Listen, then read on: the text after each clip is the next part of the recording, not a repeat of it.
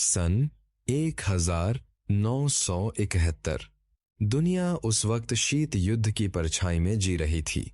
America और Soviet संघ, दो महाशक्तियां, एक दूसरे को आंखें दिखा रही थीं। लेकिन दक्षिण एशिया में एक और आग सुलग रही थी। एक ऐसी आग जो लाखों लोगों की जिंदगी बदलने वाली थी। और उस आग की लपटें पहुंचने वाली थी समुद्र की उन गहराइयों तक जहां इतिहास के सबसे रहस्यमय नौसैनिक टकराव में से एक होने वाला था। यह कहानी है दो जहाजों की। एक जो समुद्र के ऊपर चलता था गर्व के साथ, ताकत के साथ, और दूसरा जो समुद्र के नीचे चलता था खामोशी के साथ, मौत की नीयत लेकर। एक था आईएनएस विक्रांत, भारत की नौसेना की शान, और दूसरा था पीएनएस घाजी, पाकिस्तान की सबसे घातक पनडुब्बी। लेकिन इस कहानी को समझने के लिए हमें पहले वापस जाना होगा उस वक्त में जब यह सब शुरू हुआ। 1947 में जब भारत और पाकिस्तान आजाद हुए तो बंटवारे ने सिर्फ जमीन नहीं बांटी, उसने दिल भी बांटे, परिवार भी बांटे, और एक ऐसी दुश्मनी की नींव रखी जो दशकों तक खून बहाती रही। पाकिस्तान दो हिस्सों में था, पश्चिमी पाकिस्तान और पूर्वी पाकिस्तान। बीच में था भारत, हजारों किलोमीटर की दूरी और उससे भी ज्यादा गहरी सांस्कृतिक, भाषाई और राजनीतिक खाई। पूर्वी पाकिस्तान में रहते थे बंगाली, वो लोग जो अपनी भाषा से प्यार करते थे, अपनी संस्कृति से प्यार करते थे। लेकिन पश्चिमी पाकिस्तान की सरकार उन्हें हमेशा दोयम दर्जे का नागरिक मानती थी। उर्दू थोपी जाती थी उन पर, उनके साथ आर्थिक भेदभाव होता था, उनकी आवाजें दबाई जाती थीं। 1970 में पाकिस्तान में चुनाव हुए और पूर्वी पाकिस्तान की पार्टी अवामी लीग ने भारी बहुमत से जीत हासिल की। शेख मुजीबुर रहमान को प्रधानमंत्री बनना था, लेकिन पश्चिमी पाकिस्तान की सत्ता ने मानने से इनकार कर दिया। और फिर शुरू हुआ वो नरसंहार जिसे दुनिया आज भी नहीं भूली।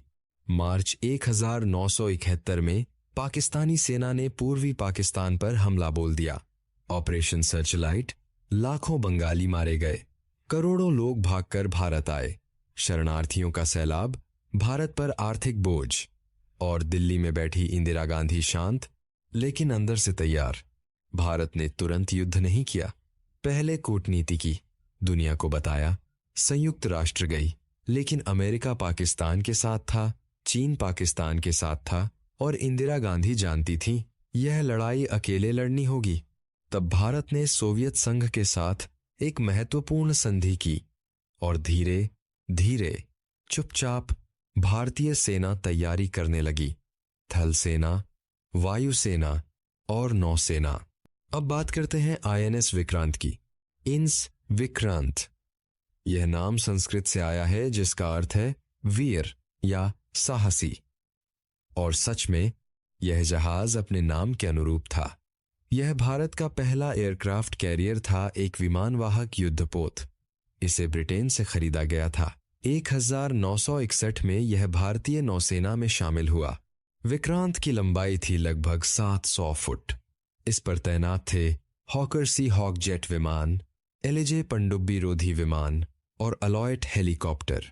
यह अकेला जहाज एक पूरी वायुसेना की तरह काम कर सकता था समुद्र के बीचों बीच। लेकिन 1971 तक विक्रांत की हालत बहुत अच्छी नहीं थी। उसके बॉयलर में खराबी थी, वो अपनी पूरी रफ्तार से नहीं चल सकता था, और यही उसकी सबसे बड़ी कमजोरी थी। पाकिस्तान को यह पता था। पाकिस्तानी नौसेना के लिए विक्रांत एक सपना था, एक ऐसा सपना जिसे डुबोना उनकी सबसे बड़ी जीत होती। क्योंकि विक्रांत अगर बंगाल की खाड़ी में तैनात हो जाता तो पूर्वी पाकिस्तान पूरी तरह नाकाबंद हो जाता। न कोई जहाज आ सकता, न जा सकता। पाकिस्तानी सेना को न हथियार मिलते, न रसद, और इसीलिए पाकिस्तान ने एक योजना बनाई, एक खामोश घातक योजना जिसका नाम था पीएनएस घाजी। पीएनएस घाजी यह पनडुब्बी अमेरिका से ली गई थी। पूरा नाम था यूएसएस डियाब्लो, जिसे पाकिस्तान ने 1964 में अमेरिका से पट्टे पर लिया और बाद में खरीद लिया। इसे नया नाम दिया घाजी, जिसका अर्थ है धर्मयोद्धा। घाजी उस समय पाकिस्तानी नौसेना की सबसे बड़ी और सबसे ताकतवर पनडुब्बी थी। इसकी लंबाई थी लगभग 300 फुट। इसमें टॉरपीडो ट्यूब्स थे जो दुश्मन के जहाज़ों को पानी के नीचे से उड़ा सकते थे। इसमें माइंस बिछाने की क्षमता थी और सबसे पाकिस्तानी नौसेना के माइंस बिछाने की कामता थी, और सबसे लगभग जरूरी, यह पानी के नीचे लंबे समय तक छुपी रह सकती थी। नवंबर 1971 के आखिरी दिनों में, जब भारत पाकिस्तान युद्ध की आहट साफ सुनाई दे रही थी, पीएनएस गाजी को एक गुप्त मिशन दिया गया। मिशन था आईएनएस विक्रांत को ढूंढो और उसे डुबो दो।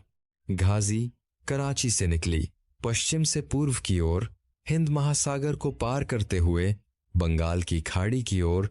हफ्तों की यात्रा, समुद्र की अंधेरी गहराइयों में। लेकिन भारतीय नौसैनिक खुफिया विभाग सोया नहीं था। उन्हें पता चल रहा था कुछ हो रहा है, कहीं कोई पनडुब्बी चल रही है। और तब शुरू हुआ एक खामोश शतरंज का खेल। समुद्र की गहराइयों में 3 दिसंबर 1971 पाकिस्तान ने पश्चिमी मोर्चे पर भारतीय वायुसेना के अड्डों पर हमला बोल दिया। युद्ध आधिकारिक रूप से शुरू हो गया था। अब यह सिर्फ सीमा पर की लड़ाई नहीं थी, यह एक पूर्ण युद्ध था। थल, वायु और जल तीनों मोर्चों पर भारतीय नौसेना को तुरंत आदेश मिला। पूर्वी मोर्चे पर आईएनएस विक्रांत को तैनात किया जाए, बंगाल की खाड़ी को सील किया जाए, पूर्वी पाकिस्तान को समुद्री रास्ते से बिल्कुल काट दिया जाए। लेकिन खतरा था, गजी का खतरा। भारतीय नौसेना के वाइस एडमिरल एन कृष्णन, जो पूर्वी नौसैनिक कमान के प्रमुख थे, उन्होंने एक चतुर चाल चली। उन्होंने आईएनएस विक्रांत को तुरंत खुले समुद्र में नहीं भेजा। पहले उन्होंने एक जाल बिछाया। विशाखापट्टनम के बंदरगाह पर एक पुराना जहाज खड़ा था, आईएनएस राजपूत। भारतीय नौसेना ने उसे इस तरह रेडियो संदेश भेजने शुरू किए जैसे वो विक्रांत हो, जैसे विक्रांत अभी विशाखापट्टनम में ही खड़ा हो। यह एक जाल था, एक झांसा। पाकिस्तान को लगाद, विक्रांत अभी बंदरगाह में है, और गाजी उस जाल की तरफ बढ़ती चली आई। 3 और 4 दिसंबर की रात, विशाखापट्टनम के तट से कुछ ही मील दूर समुद्र की गहराइयों में गाजी अपनी स्थिति बना रही थी। कप्तान जफर, मोहम्मद खान और उनका पूरा दल 93 लोग अपने मिशन पर थे। वो इंतजार कर रहे थे विक्रांत के निकलने का, लेकिन आईएनएस विक्रांत वहां था ही नहीं। वो बहुत दूर दूसरी दिशा में था। और फिर रात के अंधेरे में ठीक 11:58 पर एक भयानक विस्फोट हुआ। समुद्र कांप उठा, आग की लपटें पानी के ऊपर उठीं, और पीएनएस गाजी अपने 93 लोगों समेत समुद्र की तह में समा गई, हमेशा के लिए। लेकिन सवाल ये था, गाजी डूबी कैसे? और यही सवाल आज तक पूरी तरह हल नहीं हुआ। भारतीय नौसेना ने दावा किया कि आईएनएस राजपूत ने गाजी को ढूंढकर डेप्थ चार्ज से उसे नष्ट किया। डेप्थ चार्ज यानी पानी के अंदर फेंके जाने वाले बम जो किसी पनडुब्बी को उसके पास फटकर तबाह कर देते हैं। पाकिस्तान ने हमेशा इस दावे को नकारा।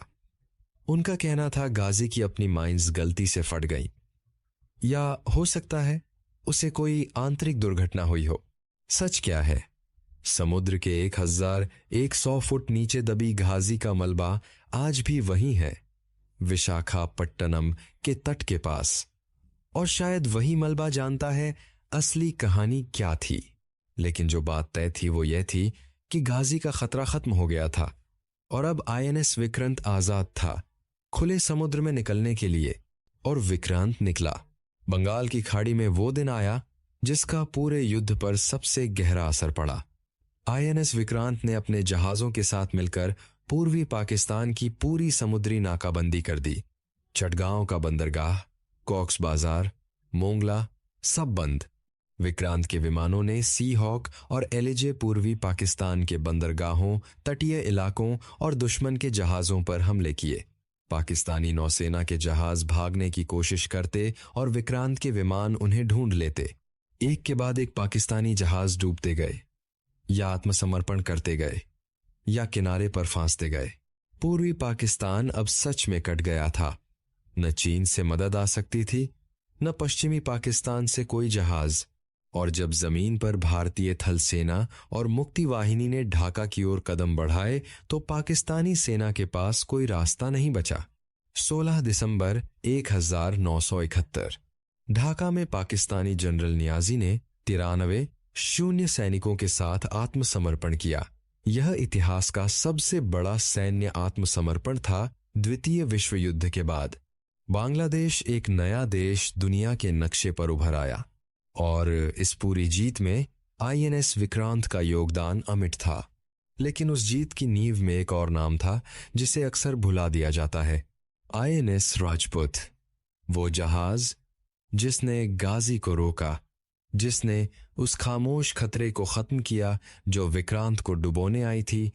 और गाजी वो आज भी विशाखापट्टनम के तट के पास समुद्र की गहराइयों में अपने 93 लोगों के साथ दफन है। यह उनकी कब्र है और शायद यही उनकी आखिरी तैनाती भी।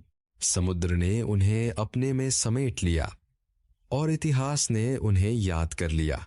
यह कहानी सिर्फ 2 जहाज़ों की नहीं है, यह कहानी है उस इंसानी जज्बे की जो वर्दी पहनकर मौत को आंखों में देखता है।